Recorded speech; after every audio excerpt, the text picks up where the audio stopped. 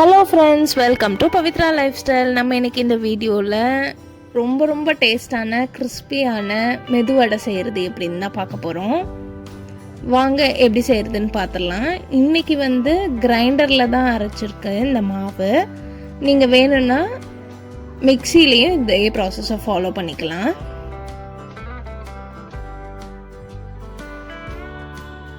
First உளுந்தை ஊற வச்சுக்கலாம். நல்லா வாஷ் பண்ணி ஒரு கப் உளுந்து ஊற வச்சுருக்கேன். அது கூடவே 2 டேபிள் ஸ்பூன் அளவுக்கு பச்சரிசி ஆட் பண்ணிக்கோங்க. பச்சரிசி இல்லைன்னா மாவாக நம்ம பின்னாடி ஆட் பண்ணிக்கலாம். அது எப்போ ஆட் பண்ணுன்றது சொல்கிறேன். உளுந்தை நல்லா அரைக்கணும். அரைக்கிறதுல தான் இருக்குது. தண்ணி எதுவும் ஆட் பண்ண வேண்டாம். தேவைப்பட்டால் தெளித்து அரைச்சிக்கலாம். எனக்கு இந்த உளுந்து அரைக்கிறதுக்கு 2 டேபிள் ஸ்பூன் அளவு தான் தண்ணியே தேவைப்பட்டுச்சு.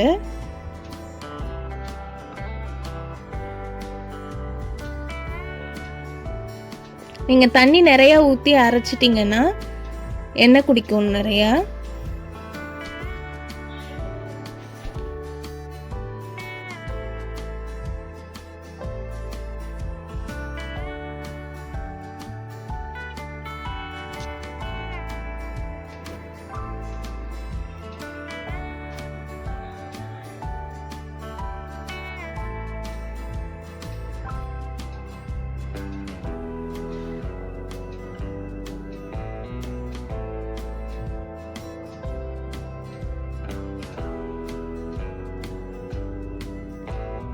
மாவு நல்லா அரைச்சாச்சு.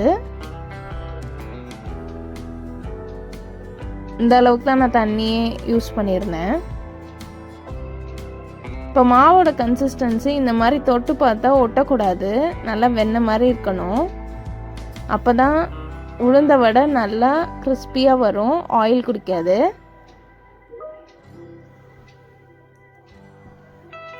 அது கூடவே நம்ம வெங்காயம், சீரகம், மிளகு அதெல்லாம் ஆட் பண்ணிக்கலாம். மிளகுக்கு பதிலாக நீங்கள் பச்சை மிளகாய் ஆட் பண்ணாலும் ஆட் பண்ணிக்கலாம். அது உங்கள் இஷ்டம்தான். அதுக்கப்புறம் இந்த வடைக்கு தேவையான அளவுக்கு உப்பு எல்லாம் ஆட் பண்ணிவிட்டு நல்லா மிக்ஸ் பண்ணி விட்டுடலாம். இந்த ஸ்டேஜில் நீங்கள் பச்சரிசி மாவாக வச்சுருந்தீங்கன்னா 2 டீஸ்பூன் ஆட் பண்ணிக்கோங்க, கரெக்டாக இருக்கும். கருவேப்பிலையும் கொஞ்சம் ஆட் பண்ணிக்கலாம்.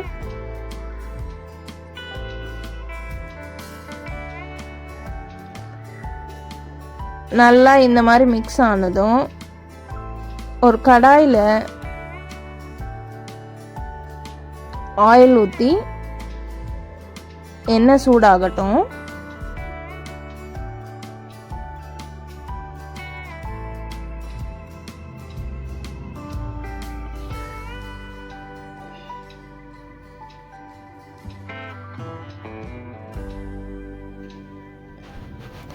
ஆயில் நல்லா சூடானதும் இந்த மாதிரி வடையை தட்டி உள்ளே போட்டுடலாம். நீங்கள் போட்டதும் அது மேலே நல்லா புஃப்னு வரும்.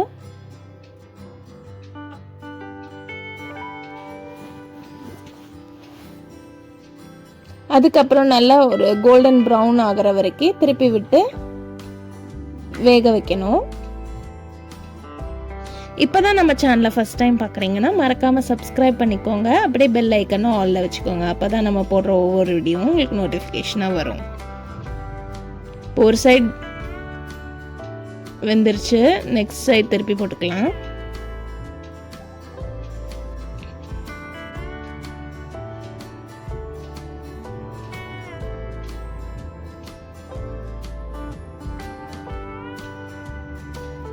இந்த மாதிரி திருப்பி விட்டு கோல்டன் ப்ரௌன் ஆனதும் வெளியே எடுத்துடலாம்.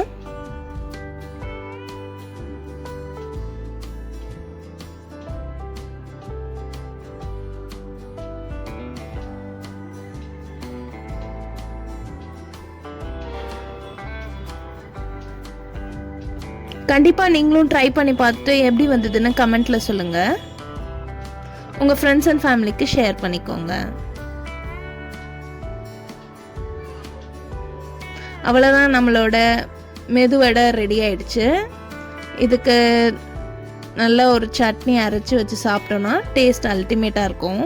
ட்ரை பண்ணி பார்த்து எப்படி இருந்ததுன்னு கமெண்ட்டில் சொல்லுங்கள். நெக்ஸ்ட் ஒரு வீடியோவில் உங்களை பார்க்குறேன். Bye bye.